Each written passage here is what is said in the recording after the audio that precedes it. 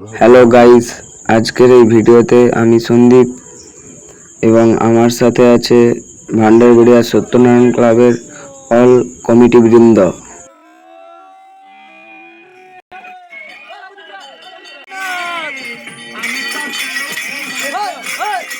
আমরা এখন তারকেশ্বর যাত্রায় রওনা হচ্ছি। দেখতেই পাচ্ছ আমাদের গাড়ি চলে এসছে, তাই বেশি দেরি না করে আমরা তারকেশ্বর যাত্রার জন্য বেরিয়ে যাচ্ছি, কারণ অনেকটাই রাস্তা আমাদের যেতে হবে।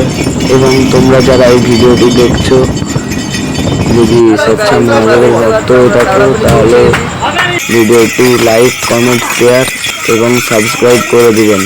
তো গাইস, আমরা শেওড়াফুলি পৌঁছে গেছি। কিছুক্ষণ পরে জল তুলে এখান থেকে গুটি গুটি পায়ে বেরাবো।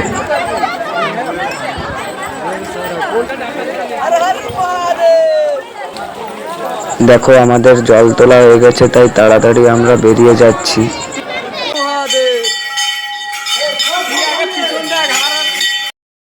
তো গাইস, আমরা মোট 17 জন আছি আর সবাই খুব আনন্দে। সত্যি বাবা, তোমার ভক্ত হয়ে আমরা তোমার জন্য এইটুকু তো করতেই পারি। রাস্তায় যতই আসুক ঝড়, যতই হোক বৃষ্টি, হে ভোলেনাথ, আমরা তো তোমারই সৃষ্টি। তো গাইস, আমাদের যেতে যেতে অনেক রাত হয়ে গেছে।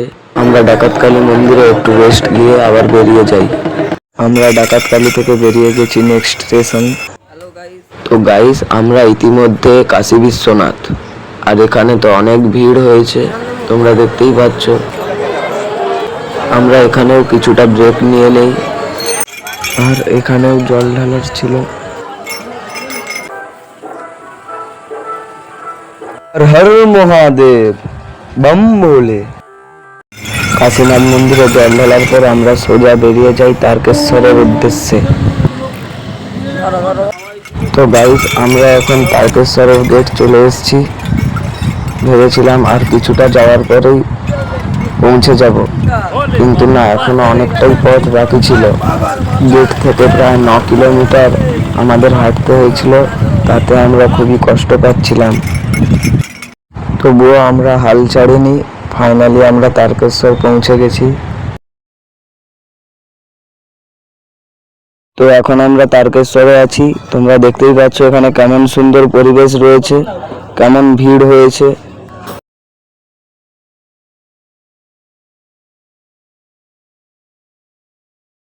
তো গাইস, ফাইনালি আমরা তারকনাথ মন্দির পৌঁছে গেছি।